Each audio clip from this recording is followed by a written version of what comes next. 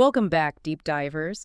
Today we're gonna tackle a book that might seem a little, well, familiar at first. Familiar. Yeah, The Little Prince, you know? I see where you're going with this. It's one of those stories everyone's heard of, but maybe, just maybe, we haven't really seen it, Yep, we've kind of filed it away as just a children's book and moved on. Exactly. But there's so much more going on beneath the surface. So today's deep dive is all about The Little Prince and why it still matters, like decades later. And you've given me a great excerpt here. Really gets to the heart of the book's message. We're going to unpack it all piece by piece. Perfect. To start, let's just do a quick recap for anyone who needs it.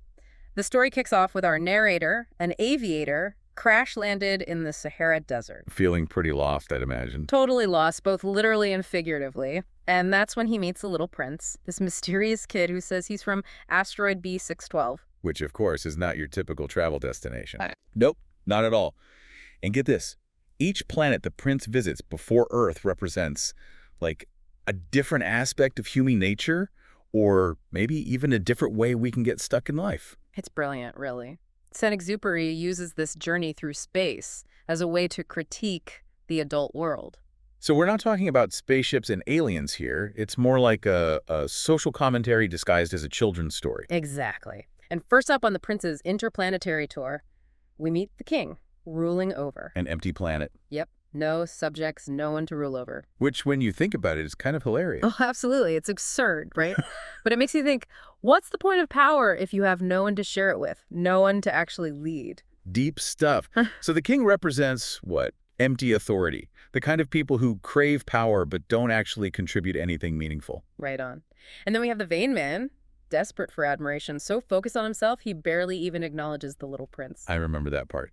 He just wants applause, doesn't really care about genuine connection. It's all about appearances for him. A classic case of style over substance. A good reminder that true connection comes from being seen for who you are, not some curated image you project.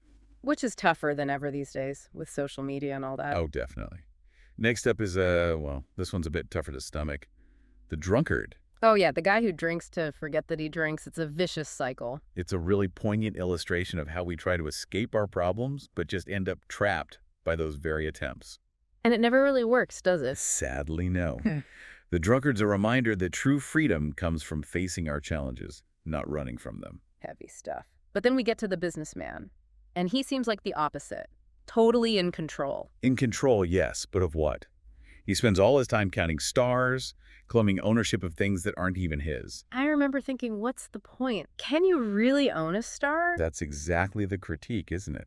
The businessman is so fixated on accumulating wealth that he misses the beauty and wonder of the universe. It's like those workaholics who are so busy climbing the ladder, they never stop to enjoy the view. Precisely. And then there's the lamplighter, stuck in this endless loop of lighting and extinguishing his lamp every minute. He's almost robotic, just following orders without question. Right. He represents that blind obedience to systems, the danger of doing things just because that's how it's always been done. We all get caught up in those routines sometimes. It's easy to lose sight of the bigger picture. Absolutely. And finally, we meet the geographer. He's obsessed with maps and knowledge, but never actually experiences any of it. The armchair traveler, so to speak. Exactly. A cautionary tale about valuing knowledge for its own sake without applying it in the real world. So it's not enough to just know stuff. It's about what we do with that knowledge, how we actually live it. Couldn't have said it better myself. And that, I think, is the heart of what The Little Prince is trying to show us. These characters, these encounters, they force us to ask, are we living authentically? Or have we become lost in the distractions of the adult world? It's almost like a mirror, reflecting back at us the ways we might be losing ourselves. Precisely. And that reflection is what makes this seemingly simple story so powerful, so enduring. And it sets the stage for the Little Prince's pivotal encounter with the fox, which we'll delve into in just a moment. That's where the story really takes a turn, where the Little Prince starts to understand what truly matters. Okay, deep divers, let's take a quick pause to process all this, and then we'll be back to explore that encounter with the fox and what it reveals about the true meaning of connection. So we've seen the Little Prince journey through these planets, these different ways of being, and it's all a bit, well, disillusioning. Yeah, none of those adults seem particularly happy or fulfilled. Not really. But then he lands on Earth and it's different. It's where he meets the fox, right? Exactly. And this encounter, it's really the turning point of the story. This is where the little prince learns about connection, about what it truly means to see another being. I remember this part being so, I don't know, so gentle compared to the other encounter. It is. There's a real sense of care between the fox and the prince. They teach each other something valuable. The fox teaches him about taming, doesn't he? But it's not like taming a wild animal, it's more than that. Much more. It's about creating bonds, building relationships that make each other unique and important. The fox even says, and I'm paraphrasing here, what's most important is invisible. What is essential is invisible to the eye. To quote it exactly, it's a powerful line, really gets to the heart of the book's message. So it's not about what we see on the surface, but about deeper connections, the things we can't see with just our eyes. Precisely. It's about the love we share, the bonds we forge, the sacrifices we make for each other. Those things, they're invisible, but they're what give life meaning. It's making me think about how often we get caught up in appearances and superficial things and forget about what truly matters. It's easy to do in our busy world, isn't it? But the fox reminds us to slow down, to pay attention to the things that really matter. So taming in this context isn't about control, it's about It's about choosing to invest in another being, making them special to you through time and shared experiences. creating something unique, a bond that wouldn't exist without that mutual effort. And that's how the little prince begins to understand his relationship with the rose back on his asteroid. Ah, the rose. At first, she seems like just a symbol of beauty, but she's so much more than that. Right, she's demanding, a bit vain, even has thorns. But the prince learns to love her, not just despite those things, but because of them. They make her who she is. He realizes that their relationship, their shared history, is what makes her special to him. And that's a powerful lesson about love, isn't it? It's not about finding a perfect rose. It's about tending to the one you have, imperfections and all. Learning to appreciate those little quirks, the things that make someone unique. It's about facing challenges together, growing through those experiences, and coming out stronger on the other side. That's real love, not the fairy tale kind, but the kind that requires effort and commitment. Exactly. It's about choosing each other day after day and building something meaningful together. And that brings us back to the fox's lesson about seeing with the heart. It's about looking beyond those surface imperfections and recognizing the deeper beauty beneath. It's about understanding that true connection, true love, requires us to open ourselves up, to be vulnerable, and to really see the other person.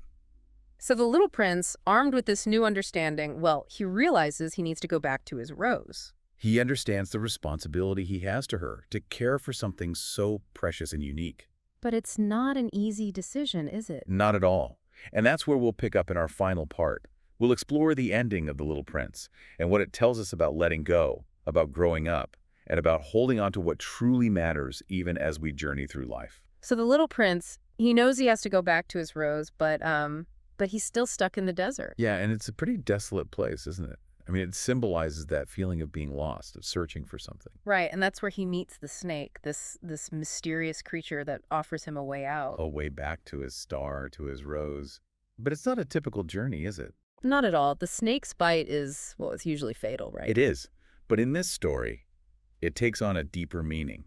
Some interpret it as a representation of death. Yeah, I remember feeling really sad when I first read it as a kid, like the little prince actually died. It's understandable to read it that way, but I think there's more to it. It's not necessarily about a literal death, but maybe a symbolic one.